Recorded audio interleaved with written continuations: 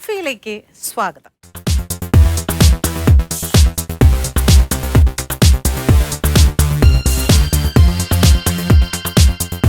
Transgenders എന്ന് പറയുമ്പോൾ പൊതുവേ ഇങ്ങനെ സെക്സ് വർക്കേഴ്സ് ആണ് എന്നൊരു തെറ്റായ ഒരു ധാരണ പൊതുവേ സമൂഹത്തിനുണ്ട്.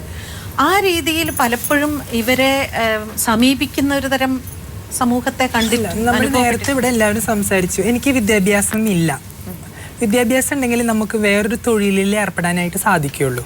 സമൂഹം പറയുന്ന രണ്ട് തൊഴിൽ ഇത്തരം വിഭാഗക്കാർക്ക്, പ്രത്യേകിച്ച് ഹിജഡ സമൂഹത്തിൽപ്പെട്ട ആൾക്കാർക്ക്, ട്രാൻസ്ജെൻഡേഴ്സ് ആയിട്ടുള്ള മെയിൽ ടു ഫീമെയിൽ ആൾക്കാർക്ക് ഹിജഡ എന്ന വാക്ക് വന്നിട്ടുള്ളത് മുഗൾ രാജവംശത്തിൽ നിന്നാണ്. അതായത് മുഗളന്മാരുടെ രാജകാലത്ത് അവരുടെ രാജ്ഞിമാരെ നോക്കാനായിട്ട് സൈനാധിപന്മാരെ നിർത്തിയിരുന്നു.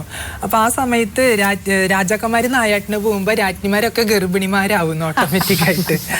അങ്ങനെ ഈ സൈന്യാധിപന്മാരെ എല്ലാവരും ഷണ്ഡീകരിച്ച് നിർത്തി അങ്ങനെ ആ വംശം നിലനിർത്തി. പാഴ്സി എന്ന വാക്കിൽ നിന്നാണ് ഹിജഡ എന്ന വാക്ക് വന്നത്. ആ സംസ്കാരം വന്ന് അത് ഇന്ത്യയിലേക്കും കടന്നു വന്നു. മുഗൾ രാജവംശം ഇവിടെ വന്നതോടുകൂടി 7 വീടുകളുണ്ട് ഹിജഡ ഗ്രൂപ്പ്സിൽ തന്നെ. അത് പല സംസ്ഥാനങ്ങളിലായിട്ട് വിഭജിച്ച് കിടക്കുന്നു. ബട്ട് കേരളത്തിൽ നമുക്ക് അത്തരം വിഭാഗത്തിന് ഒരിക്കലും കാണാനായിട്ട് കഴിയില്ല. ഈവൻ ചെന്നൈ, ബാംഗ്ലൂർ, മറ്റു പല വീടുകൾ. ഇപ്പൊ ഞാനൊക്കെ ഹിജഡ സംസ്കാരത്തിന്റെ ഭാഗമായിരുന്നു. പക്ഷെ ഒരു ജെൻഡർ എൻ്റെ ആക്ടിവിറ്റി അല്ലെങ്കിൽ ഞാനൊരു വ്യക്തി, എനിക്ക് എൻ്റെ സ്വന്തം നാട്ടിൽ ജീവിക്കണം എന്നുള്ളൊരു ആഗ്രഹം കൊണ്ട് മാത്രം ഞാൻ പോകുന്നതാണ്. പിന്നെ മേഡം നേരത്തെ പറഞ്ഞ പോലെ സെക്സ് വർക്ക് എന്ന് ചെയ്യിപ്പിക്കുന്നത് തന്നെയാണ്. ബാംഗ്ലൂരായിരുന്നു ഞാൻ.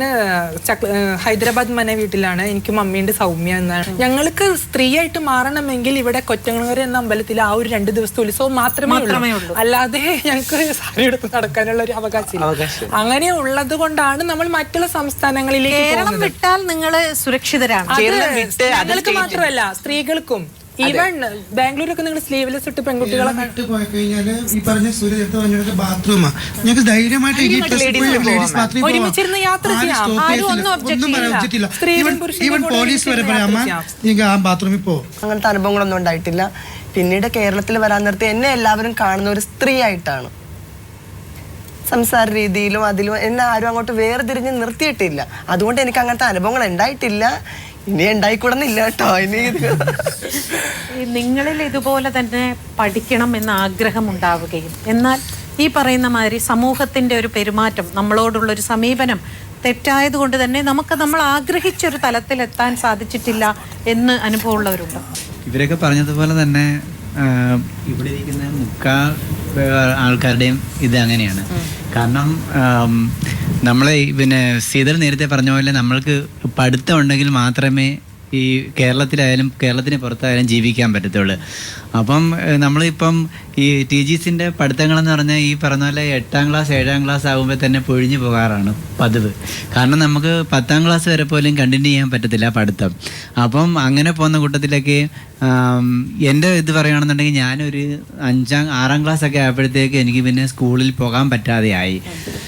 അപ്പം ഈ നേരത്തെ ഇവരൊക്കെ പറഞ്ഞ പോലെ തന്നെ ഞാനും വീട്ടിലാരില്ലാത്തപ്പോൾ ചേച്ചിമാരുടെ ഡ്രസ്സുകളൊക്കെ എടുത്തിട്ട് പുറത്തുള്ളവർ പെരുമാറുന്ന പോലെ തന്നെയാണോ? അല്ലല്ല, വീട്ടില് വഴക്കൊക്കെ പറയാറുണ്ട്. നേരത്തെ രഞ്ജിനി പറഞ്ഞതുപോലെ വഴക്ക് പറയാറുണ്ട്. പക്ഷെ അതൊന്നും നമ്മൾ അന്നേരം അത്ര കാര്യമായി, വീട്ടുകാരല്ലേ വഴക്ക് പറയുന്നത്. പക്ഷെ പുറത്ത് സ്കൂളിലൊക്കെ പോകുമ്പോൾ ഒരുപാട് ഫീൽ ചെയ്തിട്ടുണ്ട്.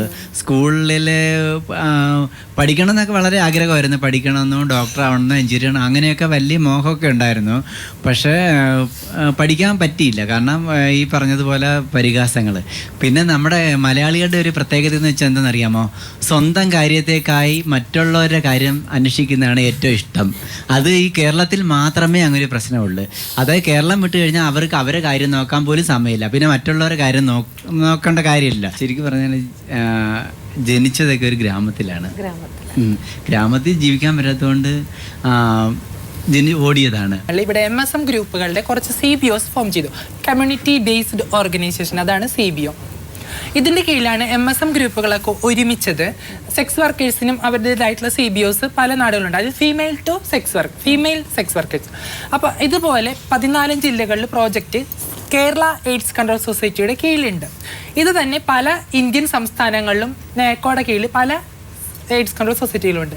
പക്ഷേ കേരളത്തിൽ ഈ ഒരു ഓർഗനൈസേഷൻ അല്ലെങ്കിൽ ഇത് തുടങ്ങുന്നത് ഇത്തരം LGBT മൂവ്മെന്റ് അല്ലെങ്കിൽ ട്രാൻസ്ജെൻഡേഴ്സ് മൂവ്മെന്റ്സ് തുടങ്ങുന്നത് സംഗമ എന്ന ഓർഗനൈസേഷന്റെ കീഴിൽ ഫേം ജ്വാല എന്നൊരു പദ്ധതി ഇവിടെ വരികയും സെക്സ് വർക്കേഴ്സിനും സെക്ഷൽ മൈനോറിറ്റീസിനുമായി പ്രോജക്റ്റ് വരികയും സഹയാത്രിക ആ സമയത്ത് തന്നെ ഫീമെയിൽ ബോൺ മൈനോറിറ്റിക്ക് വേണ്ടി, അതായത് സ്ത്രീകളായി ജനിച്ച് പുരുഷന്മാരാ അല്ലെങ്കിൽ സ്ത്രീകളുടേതായ പ്രശ്നങ്ങൾ ചർച്ച ചെയ്യാൻ വേണ്ടി ഒരു ഓർഗനൈസേഷൻ ഉണ്ടാവുകയും ഗെയ്സിനായിട്ട് ഇവിടെ വാതിൽ എന്ന ഓർഗനൈസേഷൻ ഉണ്ടാവുകയും ചെയ്തിരുന്നു.